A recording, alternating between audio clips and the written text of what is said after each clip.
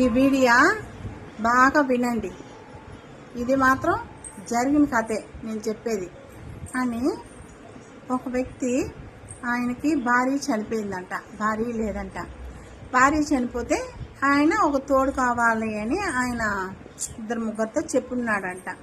తర్వాత ఈమెకి భర్త వదిలేసి వెళ్ళిపోయాడు. భర్త లేదు, భర్త లేకుండా ఏదో పని చేసుకుంటా బతుక్కుంటా అనింది.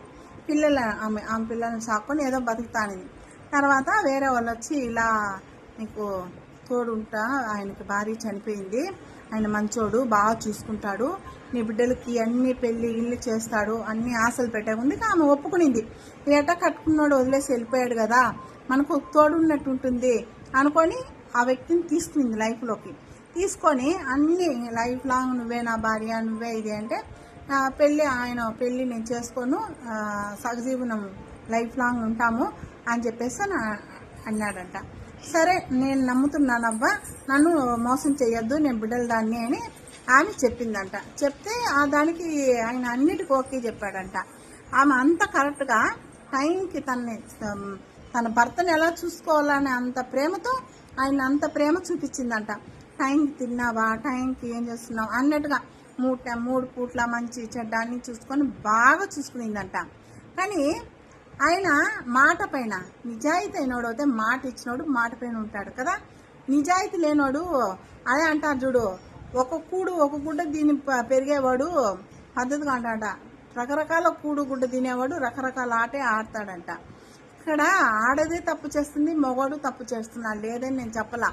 కానీ కొంతమంది ఆడదాని దగ్గర మోసపోతున్నారు, కొంతమంది మొగోడి దగ్గర మోసపోతారు. ఇక్కడ ఏం పర్సన్ అంటే, ఆడది మొగోడి దగ్గర మోసపోయింది.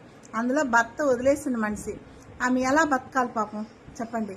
నమ్ముకునింది అంటే తోడుంటారు బిడ్డలకి, మనకి రేపు బిడ్డలకి పంచి చెడ్డ చేయాలన్నా ఉండాలి ఒక తోడు అనుకొని తీసుకునింది, నమ్మి ఉనింది.